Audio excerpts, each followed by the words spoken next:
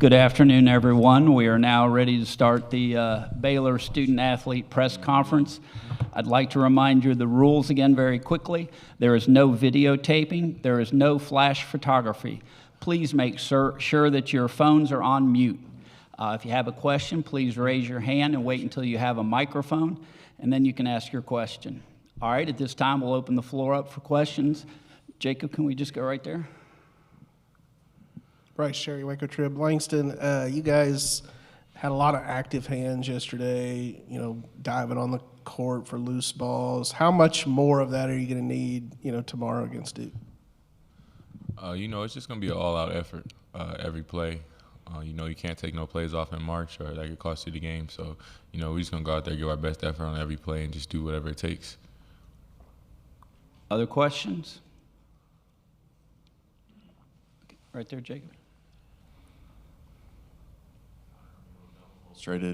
Jeremy, just if you could run us through your emotions of facing Duke and how you think it's going to be lining up against guys that were your teammates like Tyrese and Caleb. It's going to be cool. Definitely excited for the matchup, but not trying to overlook it or make anything bigger than what it is. It's another basketball game. It's March Madness, but at the same time, it's still another basketball game. I don't want to get into it. I used to go to Duke or anything like that. Just focus on what Baylor has to do. Personnel, scout, stuff like that, getting me ready mentally and physically. So, not trying to put too much into it. All right, we're going to go back here, and then we'll. Jeremy, obviously you're not trying to put too much into it, but can you talk about Tyrese? Last two games, shooting very well from three and deep.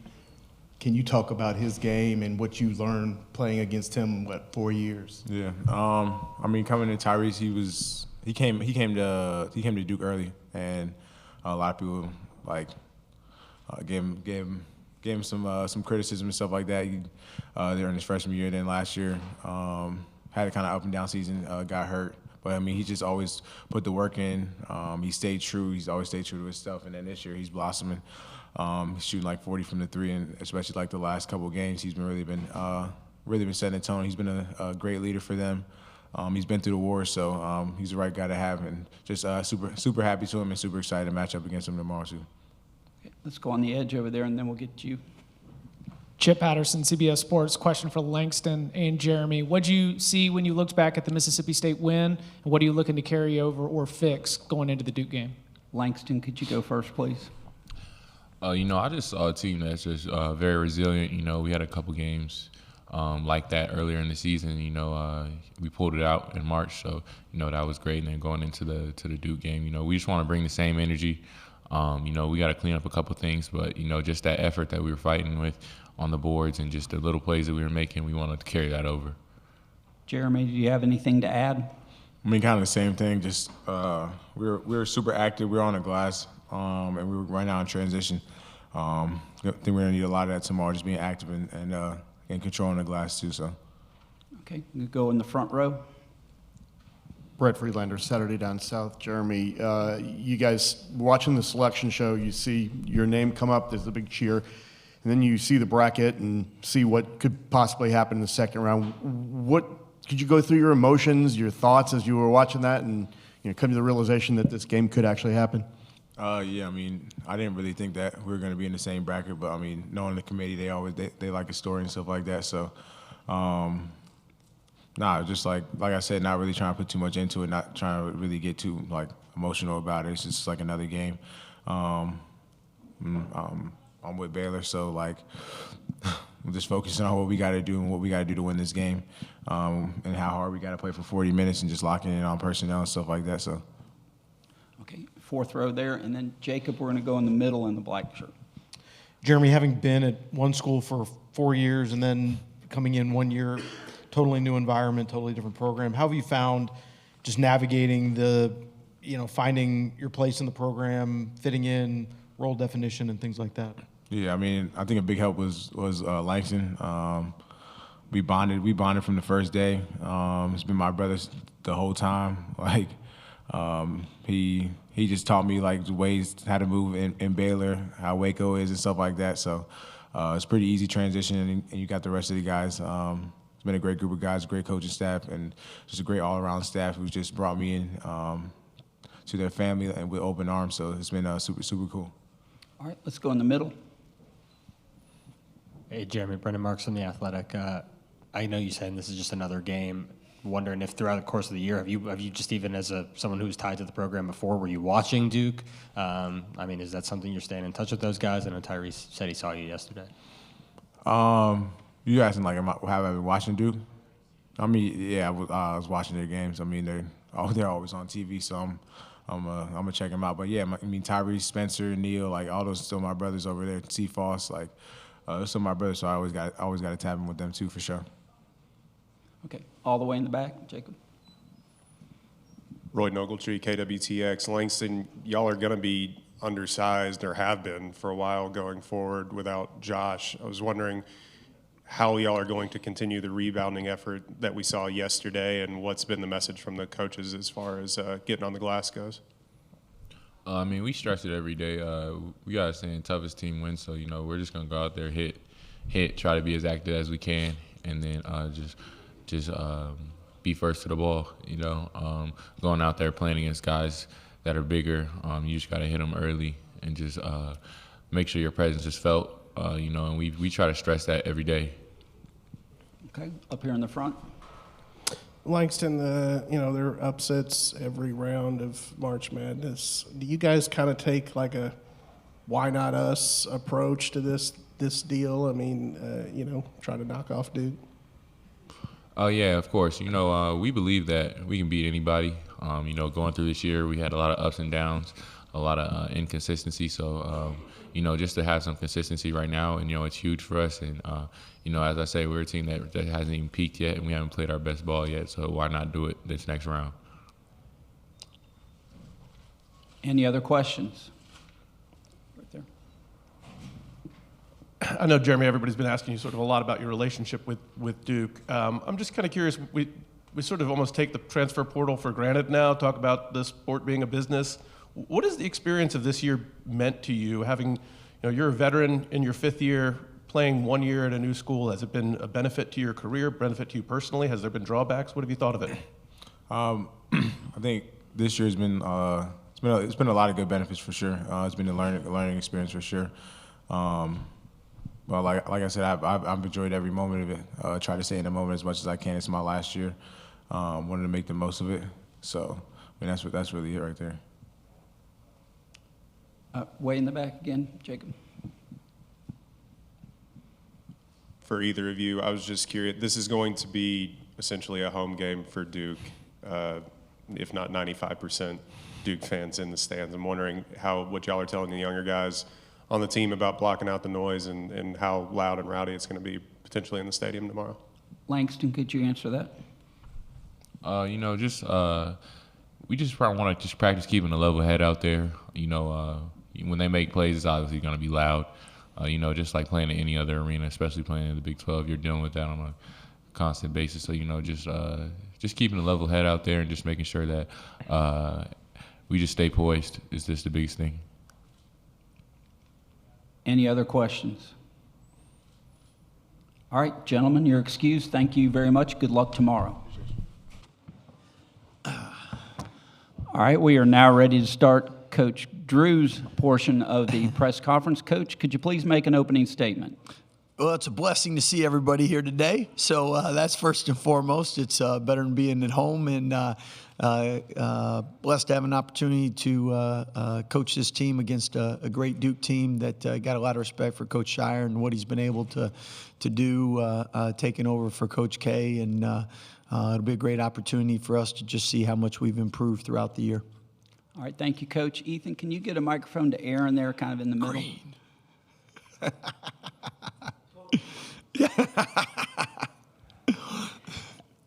Hey, Scott, Aaron Beard with the AP. We didn't used to see as many times of guys playing former programs over the years, but now obviously it's become pretty common. And obviously Jeremy's got a lot of experience, so you're dealing with an older guy. But I'm curious, kind of, do you have any conversations with him, or how do you generally approach that when these things are now becoming more common of seeing former reunions, if you will? Yeah. I know it's we've been in the same situation. It's great seeing former players. You just don't like seeing them do real well against your team. I know Jeremy got a chance to see all the Duke players the other day, and he's a great guy. I know they all like one another, and he's got a lot of respect for him. At the same time, it is a big help. I think tomorrow, if any of them aren't running the plays right, he'll tell them where to go and what to do, and I think that'll be beneficial for us because we've learned a lot just on things to expect and plan for because obviously he's got a lot of experience in that system. Okay, let's go on this edge, and then Jacob, we can go up front here. Scott, you had Rob committed. I don't know if you thought he was going to be able to play at this level, right away as a freshman, but you do bring in Jeremy. How difficult has that, chemistry been with an older guy who, probably expected to start, and then you have to make the lineup change? Yeah, I think Jeremy did start in the beginning of the year, and again, going through 2 concussions. I don't know how many college kids have gone through that.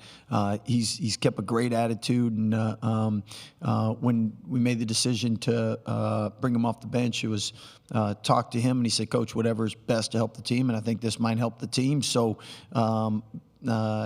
he's learned a lot from Coach Shire and Coach K, and he's a great teammate. He's a great leader. He's really helped Rob. And those two can play together. You can always have 2 point guards on the court. What you can't have is none. So I think he'll do a good job in making sure everyone's ready to go tomorrow, like he's done for every game. And I know this game means a little more to him, obviously. But Jeremy's somebody that is capable of having big games, and hopefully he has one tomorrow. Go up front here. Bryce Cherry, Waco Trib. Scott, you guys are usually the team that's the higher seed at this stage of the game. Do you approach it any differently, being the lower seed? And what gives you hope about your team that, maybe you can spring the upset?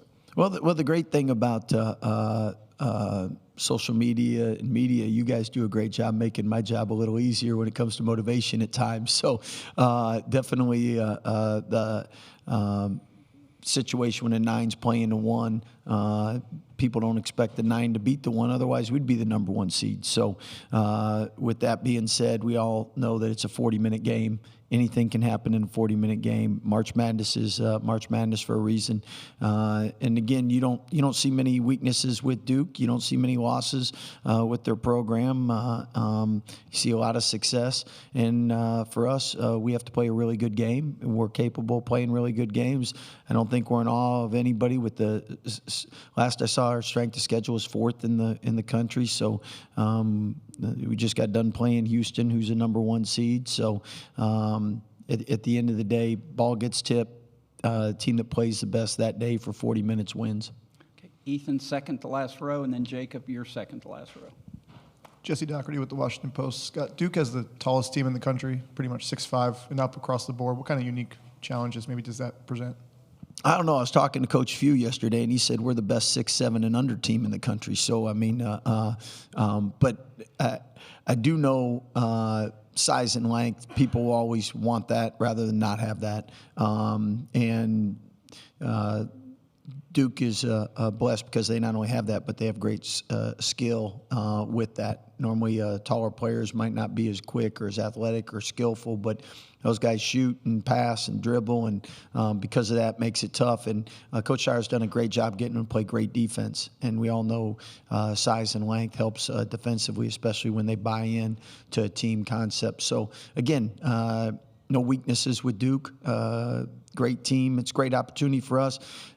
Same time, Norchad has played against Duke, so he knows that. Jeremy obviously was a part of the program. VJ and Coop, I think, spent the whole month or 2 months together on the All-Star circuit, played against each other at Lehigh.